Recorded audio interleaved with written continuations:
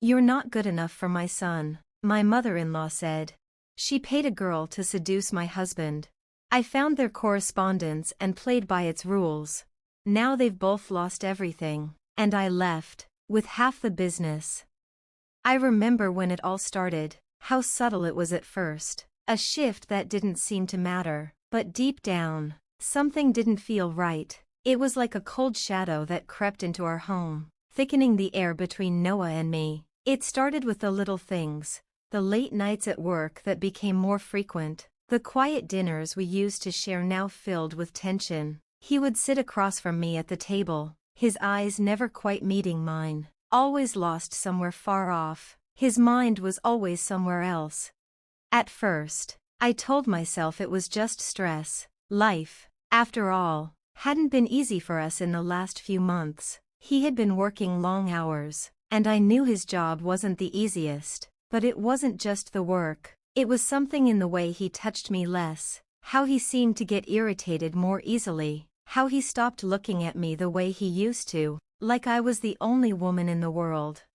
We'd been married for 6 years, and I thought we knew each other. When we first met, there was an intensity between us, a pull I couldn't explain. He wasn't just handsome, he was charismatic, confident, and full of life. When he kissed me, I felt like the world outside disappeared, and it was just the two of us. I remember the way he looked at me back then, the way his gaze would soften, his eyes never straying. We were partners in every sense of the word.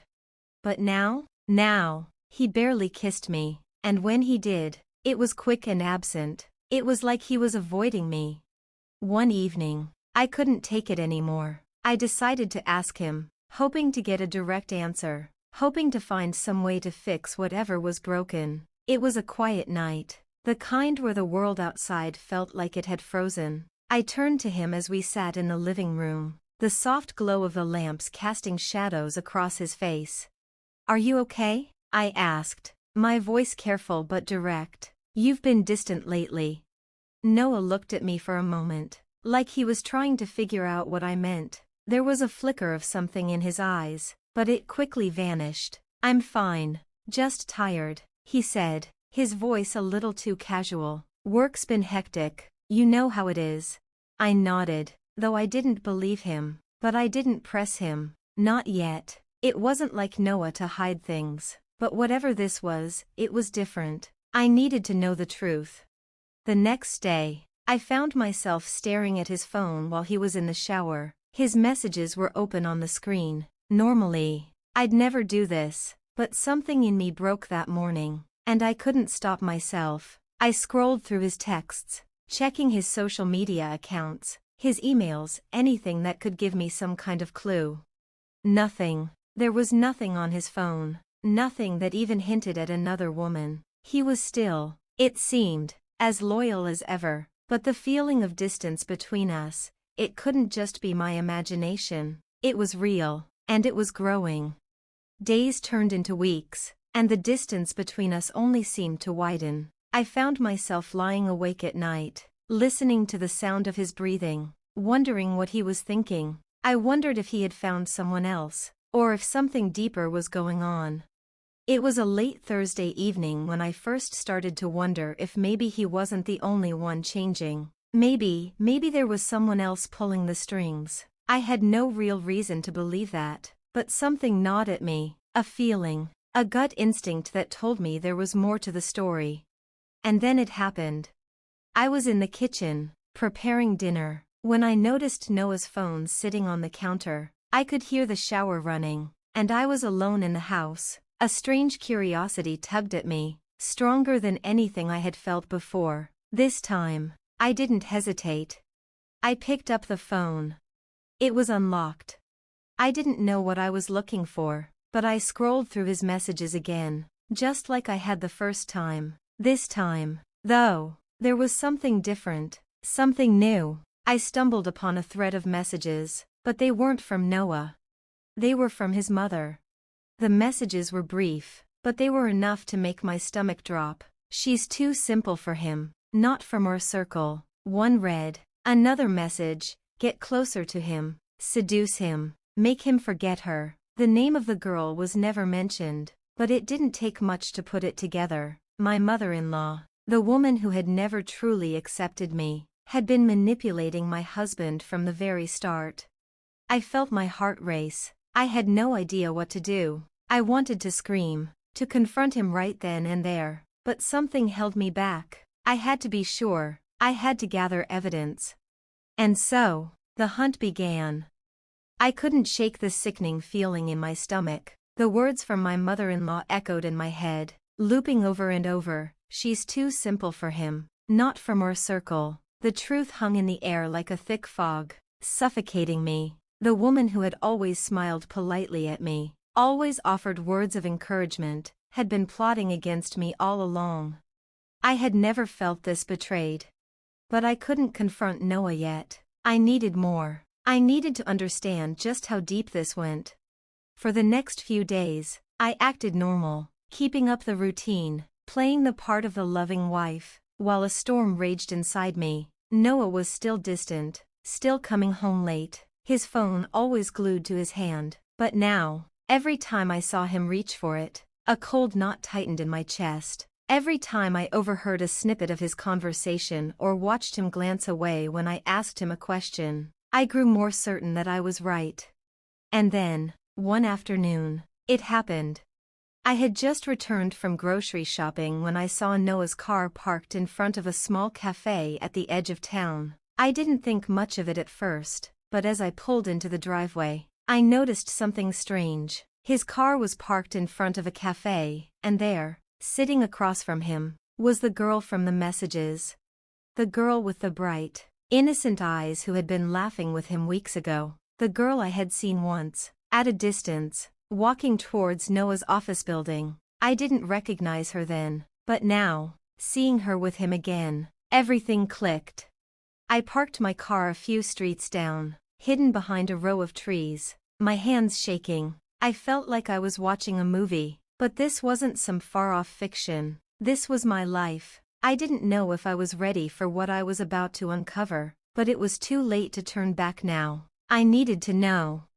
Through the tinted windows, I watched them. They were sitting close, too close for my comfort. I couldn't hear their words from where I was, but I didn't need to. The way they leaned toward each other, the way they spoke in hushed tones, told me everything I needed to know. Noah's eyes weren't just glazed over with boredom or fatigue. No, there was something more in the way he looked at her. There was a tenderness, a connection that was missing when he looked at me.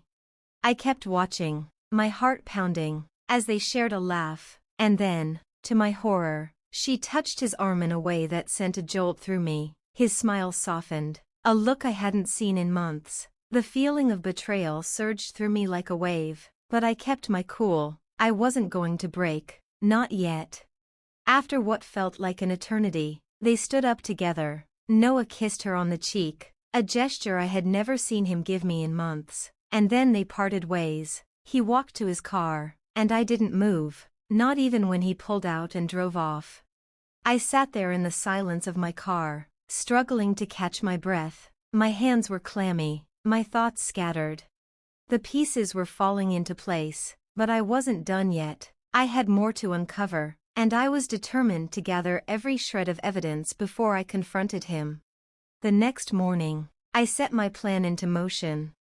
I spent the following days tailing Noah. I kept a safe distance, making sure not to get too close, but I watched him with an intensity one had never thought I would have to adopt. Every lunch meeting, every coffee break, every time he left the office, I followed. And every time, the girl was there. She seemed to always appear when Noah needed her, and it was becoming painfully clear that she wasn't just some innocent acquaintance. She was his secret, a secret his mother had orchestrated. I began to piece together their meetings. He would often leave work early, driving out of the city, always to the same address, a small apartment I had never seen before. But what truly made my stomach turn was the timing. Each time he saw her, it was after one of his many arguments with me, after a cold silence had settled between us. Noah wasn't a fool. He wasn't just falling into some mindless affair. No, this was more insidious. This was manipulation. I couldn't help but wonder just how far my mother-in-law's control reached. She had planted the seed in his mind that I wasn't good enough, that I wasn't from their circle. That seed had grown, and now it was breaking my marriage apart. One evening, after I had watched yet another meeting between Noah and the girl, I sat in my car, my hands clenched on the steering wheel. The anger bubbled inside me, but I knew I had to be careful. I couldn't lose control. I had to play this out to the end. I called my best friend, Lisa, my voice barely above a whisper. I have to confront him, I said, but I don't know how.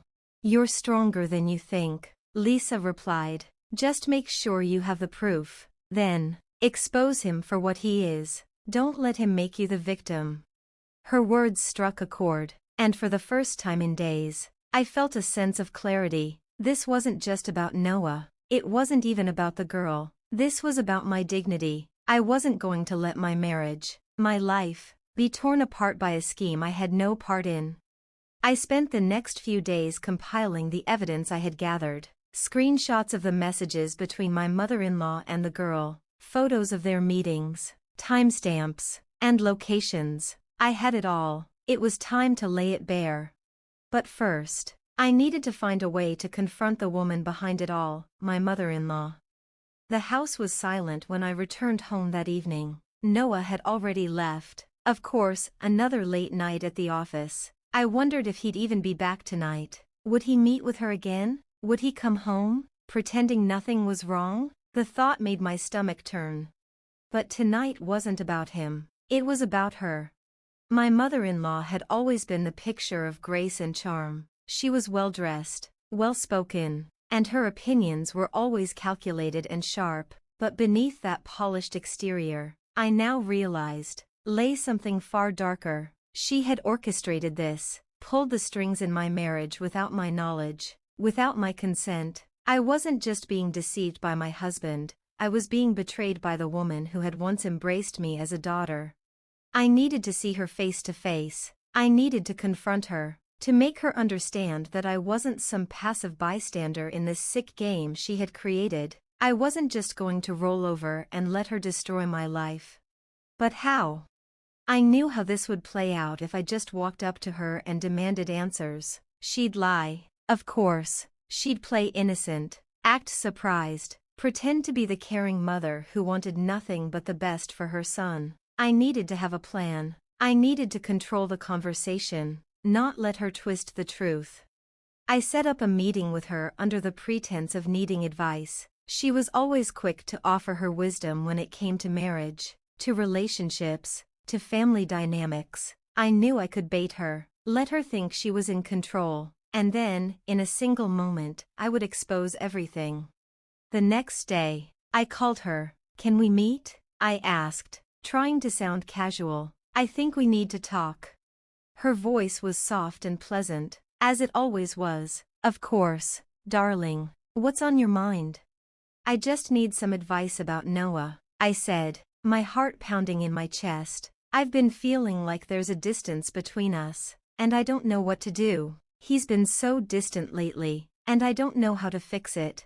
The line was silent for a moment before she spoke. I'm so sorry to hear that. Let's meet, dear. I'm sure we can figure this out. I set the meeting at a cafe, a place where we could sit quietly and talk without distractions. When I arrived, she was already there, sitting at a table, her back straight, a polite smile on her face. She looked just the same as she always had, elegant, calm, in control. But I knew the truth now. I wasn't fooled anymore. We exchanged pleasantries, but my heart wasn't in it. I wasn't here to talk about my feelings or our marriage troubles. I was here for something else. After a few minutes of idle chit-chat, I leaned forward, my voice low. There's something I need to ask you. I've been feeling suspicious lately, and I found something that made me question everything. She raised an eyebrow, but her smile never wavered. What do you mean, dear? I pulled out my phone and slid it across the table toward her. I found these messages, between you and that girl, the one Noah's been seeing. Her face didn't change, but I could see a slight tightening in her jaw. I knew she wasn't expecting this. I had caught her off guard, and I felt a small surge of satisfaction. You think I don't know what's going on? I continued, my voice steady. You paid her, didn't you? To get him away from me, to make sure he didn't stay with someone you deemed too simple. You didn't approve of me, did you? Her fingers twitched toward the phone, but she didn't touch it. For a long moment, there was silence between us. I could see the wheels turning in her head, trying to figure out how to twist this, but there was no way out. The truth was right in front of her. Finally, she spoke, her voice tight. You don't know what you're talking about, dear. Those messages are nothing, just a misunderstanding.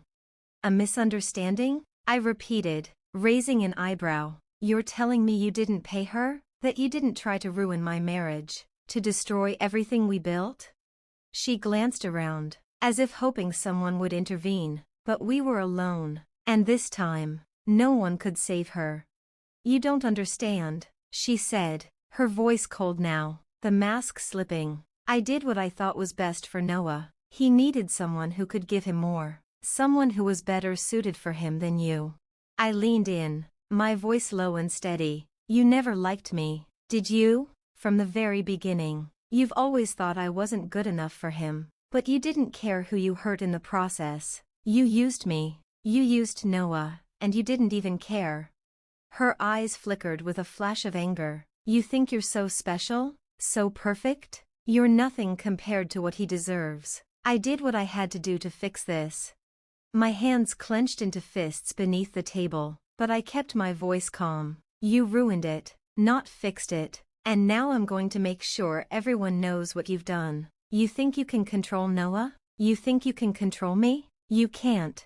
She stood up, her chair scraping loudly against the floor, her composure slipping. You'll regret this, I promise you. You don't know what you're up against.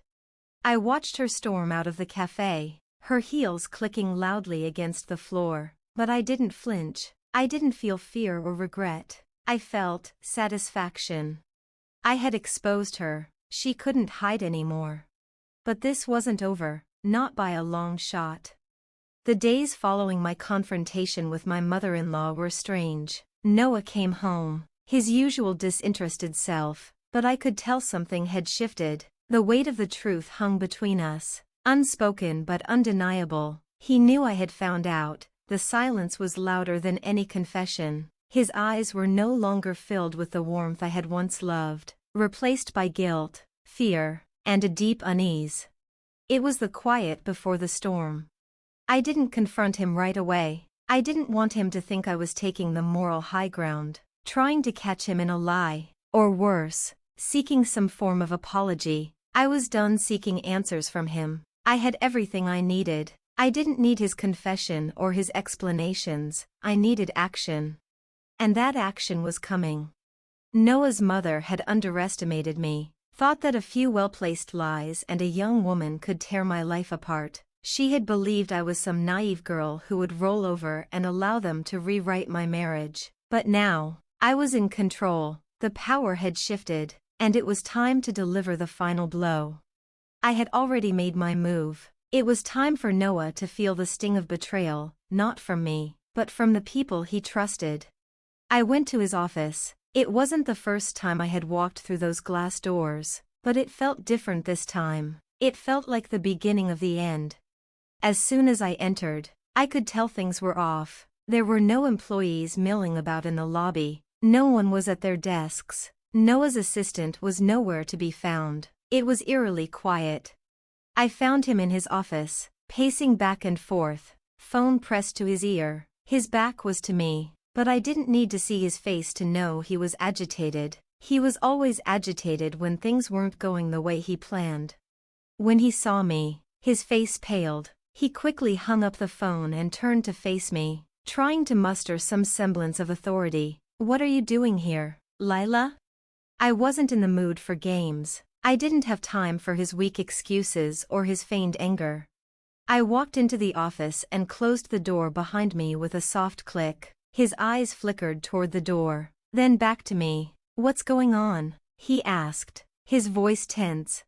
Everything. I said simply, crossing my arms. You've lied to me. You've let your mother manipulate you. And now, you've dragged us both into a mess I'm not sure you can get us out of. His lips pressed together, his eyes darting toward the phone, then back to me. You don't know what you're talking about. You. No. I interrupted, stepping closer, my voice cold and cutting. I know exactly what I'm talking about. I know about the messages. I know what she did. I know about the girl. And now it's time for you to face the consequences. His face twitched, his mouth opening and closing as if searching for the right words, but there was nothing he could say. I had the evidence, and it was too late for him to back out now. I didn't mean for it to get this far, he muttered, guilt filling his voice. My mother, she was just looking out for me, she thought. Enough, I said, my voice sharp. Your mother didn't look out for anyone but herself. She manipulated you into betraying me, and now, you're doing the same to yourself. Do you really think I would let you walk away from this unscathed? His shoulders sagged in defeat, and I could see the weight of it all settling on him. He had no answers, no justification. You've hurt me in ways you'll never understand, I continued, my voice steady but filled with the kind of quiet fury that only comes when you've been pushed too far. But what's worse, Noah, is that you didn't just hurt me, you let someone else destroy us, and now, it's time to return the favor. I didn't wait for him to respond. I had no interest in hearing his apologies. Instead, I turned to leave, my heart beating in my chest as I walked out of that office, knowing what I was about to do. I made the call. My lawyer had been waiting for this moment. He was ready to act the moment I gave the word. A few carefully orchestrated phone calls, a well-timed leak to the press, and suddenly, Noah and his mother were no longer the respected figures they once were. The business they had built together, the reputation they'd spent years cultivating, it was all about to come crashing down. The press had a field day with the story, a scorned wife who was not afraid to take on the people who had destroyed her marriage. Noah's business dealings were now under intense scrutiny, and his mother? Well, it didn't take long for the whispers to start. People began to ask questions, and when the truth started leaking out, it was more than just a scandal. It was a catastrophe. I didn't care about the fallout. I didn't care about the damage. They had made their bed, and now they had to lie in it. But I wasn't done yet, not by a long shot. The final blow came when Noah's mother, desperate to salvage whatever was left of her reputation, tried to make amends. She called me, pleading for forgiveness, offering to fix everything if I just let it go. But I wasn't interested in her apologies anymore. I had already won. I've already taken everything you hold dear, I told her coldly, and I'm not stopping here. The silence on the other end of the line was deafening. She knew I was right. I had taken everything, and in return, I would walk away with my dignity, my pride, and something more. Half of everything. The business, the assets, the leverage. And most importantly, my freedom.